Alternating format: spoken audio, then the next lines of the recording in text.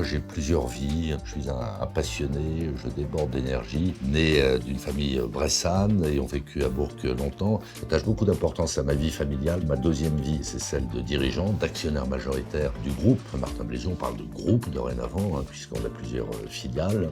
C'est une vieille entreprise bressane, bientôt bicentenaire. Une entreprise à laquelle je suis très attaché, un métier qui me passionne, qui est un métier, comme on dit dorénavant, B2B, donc dans le professionnel, donc le grand public par définition. Un métier qui me met au contact de tous les corps d'activité, toutes les tailles d'entreprise à travers la France, progressivement à l'international. Et puis ma troisième vie, eh bien, c'est celle du militantisme patronal, parce que je considère qu'on n'est jamais si bien servi que par soi-même, que dans la vie, il ne suffit pas de commenter, souvent de critiquer. Il faut aussi savoir mettre la main à la pâte, essayer de rendre à la société ce qu'elle vous a donné, et puis de contribuer à ce que collectivement on progresse, en l'occurrence que les chefs d'entreprise et les entreprises progressent. Tout petit, parce que mon père, comme beaucoup de chefs d'entreprise, avait l'entreprise dans sa tête en permanence. On parlait beaucoup de ça. M'amenait à l'entreprise avec mon frère, plus tard avec ma petite sœur. Et donc il y avait une espèce d'interpénétration entre la vie personnelle et familiale et l'entreprise qui fait que très naturellement je m'y suis intéressé. La question tournait dans la tête de mon père aussi, de savoir si je rejoindrais l'entreprise ou pas.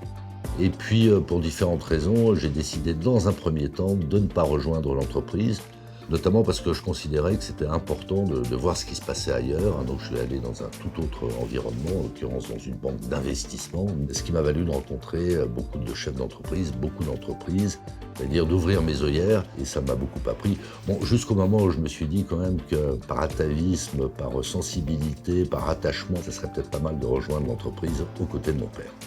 Quand mon ancêtre en ligne directe, Antoine Belezou, a créé l'entreprise en 1829, il était compagnon du Tour de France. Et bien en 1829, il vendait quoi? Il vendait des fers à cheval, il vendait des socs de charrue, il vendait des bassines ménagères.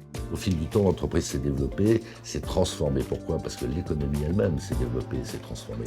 Une des grandes qualités de cette entreprise, c'est d'avoir su précisément s'adapter à ces marchés, aux nouvelles technologies, tout en conservant des racines et des valeurs.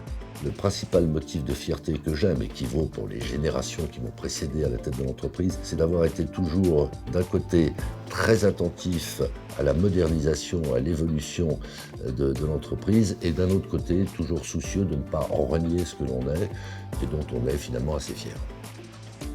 Pourquoi rester à Bourg? Il y a une forme d'affectivité dans le choix que j'ai fait.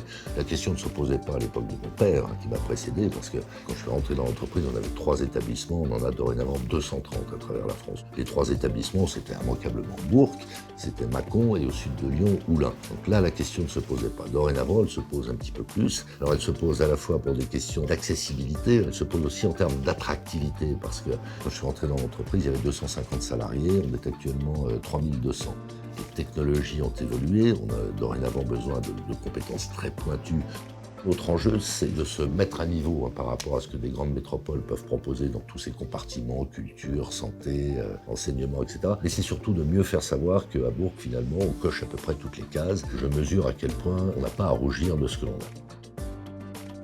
Il faut qu'on soit bien conscient qu'on est dans un département qui est béni des dieux. On n'a pas eu à subir de grands drames industriels. Donc il faut toujours savoir d'où on vient, être respectueux de ce terroir dont on est originaire, de ceux qui nous ont fait, de ceux qu'on a connus. Après, chacun a son parcours, chacun a ses aspirations, chacun a ses talents. Plus que jamais, notre pays a besoin de cette proximité humaine.